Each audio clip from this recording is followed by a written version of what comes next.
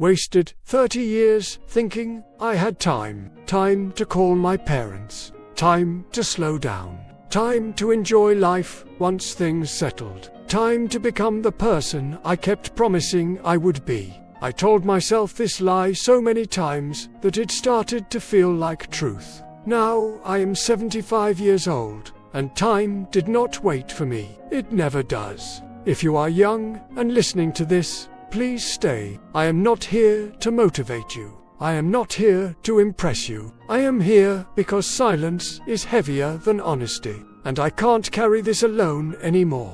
When you are young, time feels endless. Days feel long. Years feel slow. You believe tomorrow is guaranteed because today showed up without effort. That belief is comforting, but it is dangerous. It makes you careless with moments that never come back. I didn't know that at 25, I thought I was already late. Late to success, late to money, late to proving myself. Everyone around me looked like they were moving faster, louder, confident. I felt like if I slowed down, I would fall behind forever. So I ran. I ran toward work. I ran toward goals that sounded impressive when I said them out loud. I ran toward approval, and without realizing it, I ran away from my own life. I grew up in a small home where love was quiet. My parents didn't talk much about feelings. They showed love through routine, through food on the table, through waking up early, through coming home tired. At the time, I didn't understand that kind of love. I thought love had to be loud to be real. I wanted something bigger, something different. I wanted a life that looked successful from the outside. When I was in my early 20s, I believed struggle was necessary. I believed pain meant progress. I believed if something felt heavy, it must be important. Nobody told me that struggle without meaning is just suffering. Nobody told me that rest is not failure. Nobody told me that life doesn't begin after success. Life is happening while you chase it. I remember being 25 and telling myself, just a few hard years, then I'll relax. That sentence followed me for decades. Every year, the finish line moved. Every year, the reward was delayed. Every year, I believed I was just one promotion away from peace. But peace doesn't work that way. At 30, I had less time, but more responsibility. At 40, I had money, but no space to enjoy it. At 50, I had success, but no energy. And now, I have time, but no strength to use it the way I once imagined. That is the cruel joke nobody talks about. My biggest mistake was believing that work would love me back. It doesn't.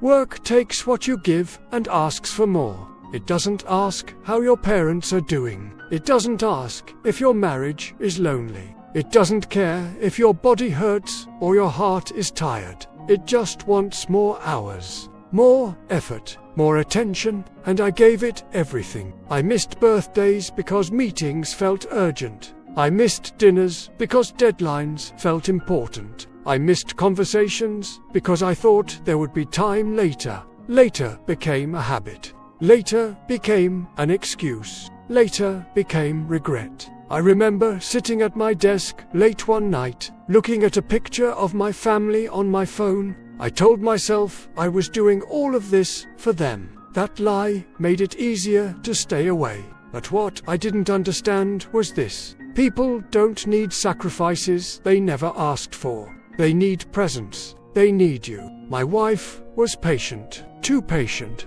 I told her, just a few more years. Once things settle, I'll be fully here. She nodded every time. Love does that. It believes promises even when they are repeated too often. But years passed, and even though I came home every night, I wasn't really there. My mind was always somewhere else.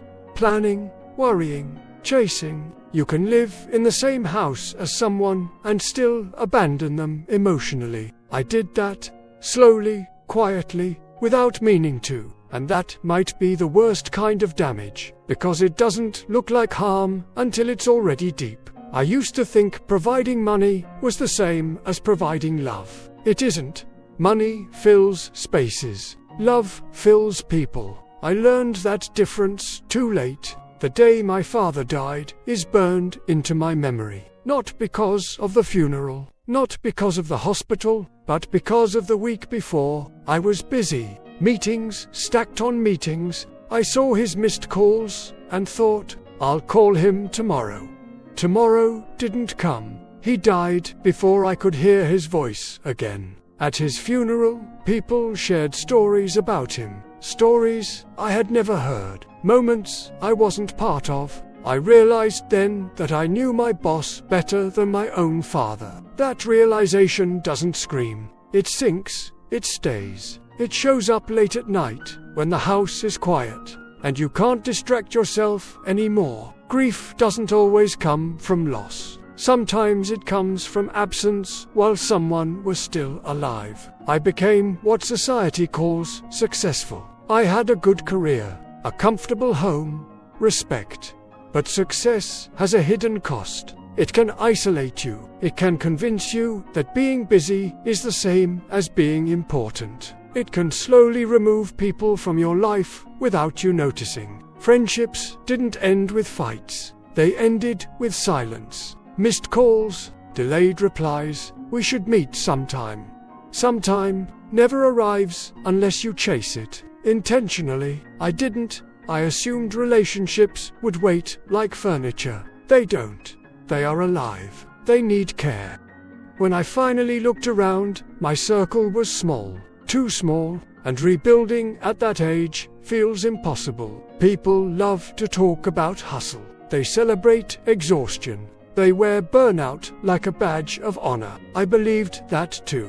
I thought if I worked harder than everyone else, life would reward me. Life doesn't work on effort alone. It works on balance. And I ignored that. Your body remembers what you ignore. It keeps score quietly. One day, your knees hurt for no reason. One day, sleep doesn't feel restful anymore. One day, the energy you took for granted doesn't show up. You don't notice the decline at first. You adjust. You adapt. Until one day, you realize your best years were spent exhausted. If I could speak to my younger self, I wouldn't talk about money first. I would talk about time. Time is not equal. A year at 25 is not the same as a year at 70. Your energy, your curiosity, your ability to recover, your openness to people, those things fade slowly. Then suddenly, I wish I understood that relationships are not distractions from success. They are the point. Jobs replace you, isn't. People don't.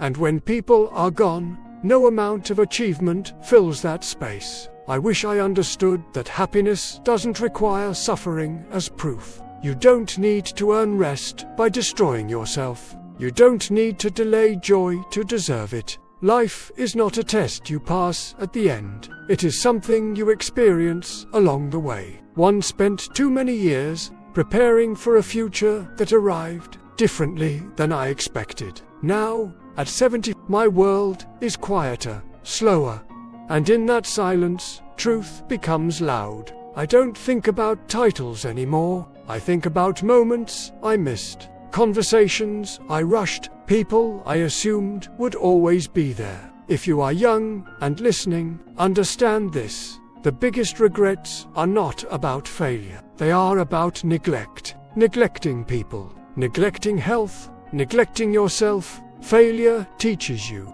Regret just hurts. I waited for the perfect time to live. It never came. By the time I reached my life felt heavier, but I told myself that was normal. Everyone around me looked tired. Everyone complained about being busy. I thought exhaustion was just the price of adulthood. I didn't question it. I normalized it. I built my identity around it. If I wasn't tired, I felt guilty. If I wasn't busy, I felt useless. At 35, I had responsibilities that looked impressive on paper. A career people respected. A family that depended on me. A schedule packed so tight that there was no room left to breathe. I told myself I was being strong. What I was really doing was avoiding stillness, because stillness forces you to listen to the voice inside you that asks uncomfortable questions. Questions like, is this really the life you wanted? Questions like, when was the last time you felt joy without checking the time? Questions like, who are you becoming? I didn't want to hear those questions, so I stayed busy. My marriage didn't fall apart suddenly. It faded slowly, quietly, like a photo left in the sun too long. We didn't argue much. We just stopped sharing. Conversations became functional. About bills, about schedules, about problems that needed solving. We stopped talking about dreams. We stopped laughing without reason. I thought this was normal. I thought this was what long marriages looked like. What I didn't understand was that love doesn't die from anger. It dies from neglect. I missed the small signals, the pauses in her voice, the way she stopped telling me about her day, the way silence grew comfortable. Comfort can be dangerous when it replaces connection. I assumed love was stable, like furniture in a room. I didn't realize it was more like a plant. If you don't water it, it doesn't complain. It just slowly disappears. I told myself I would fix things later. When work slowed down, when stress reduced, when life became easier. Life does not become easier on its own. You either choose to make space, or space never appears. In my 40s, my body started whispering. Small aches, slower mornings, shorter patience. I ignored it. I drank more coffee, slept less, pushed harder. I believed discipline could override biology. That belief cost me years. There is a strange confidence that comes with being busy. You feel important, needed, valuable. People praise your dedication. They don't see what it's taking from you. And most of the time, neither do you. You only see what you're building, not what you're losing. I remember a moment in my early 40s when my child asked me if I could come to an event. I said, I'll try. That answer still haunts me. I'll try sounds responsible, but children hear it differently. They hear uncertainty. They hear priority. They hear maybe. I tried often. I showed up sometimes. Sometimes is not enough when someone is growing up. Children don't need perfect parents. They need present ones. I was physically around, but mentally elsewhere. Always planning, always thinking about what came next. I taught them discipline, but I failed to teach them how to slow down. Worse, I taught them that work comes before people. That lesson stays longer than you think. By 50, the truth became harder to ignore. My energy wasn't coming back. Rest didn't feel like recovery anymore. It felt like survival. My doctor used words I didn't like. Words like manage, monitor, and long-term. That's when I realized something painful. I had treated my body like a machine, not a home. And machines break when you push them without care. Health problems don't arrive dramatically. They arrive quietly. One habit at a time. One ignored warning at a time. One decision you thought didn't matter, until suddenly it all matters.